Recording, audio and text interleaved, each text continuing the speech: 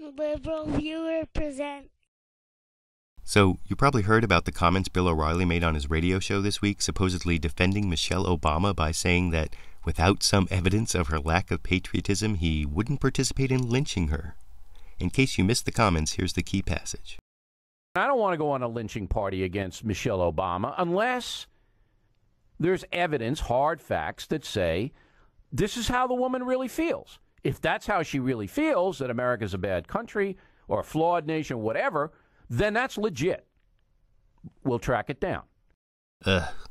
Well, you can find the full context at a link in the video description, but it doesn't help, and neither, I think, did Bill O'Reilly's semi-apology yesterday that you can see here. While talking to a radio caller, I said there should be no lynching in the case. That comment off Clarence Thomas, saying he was the victim of a high-tech lynching. He said that on 60 Minutes, you may remember. I'm sorry if my statement offended anybody. That, of course, was not the intention. Context is everything. Now, there are several problems with O'Reilly's Clarence Thomas excuse, not least of which is O'Reilly's claim that Thomas's statement came from a recent 60 Minutes interview rather than reaching back more than 15 years.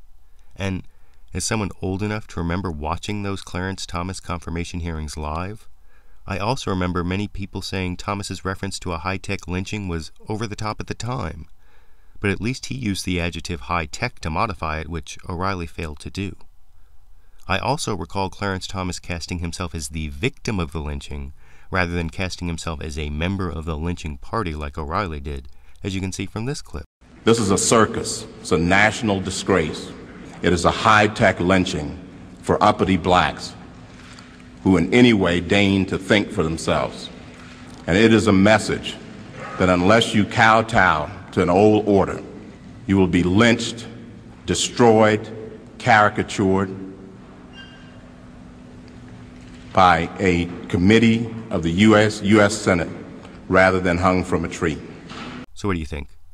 Does Bill O'Reilly's reference to Clarence Thomas's October 11, 1991 statement casting Thomas as the victim of a high-tech lynching really excuse O'Reilly's statement that, with enough evidence, he would participate in a lynching of Michelle Obama?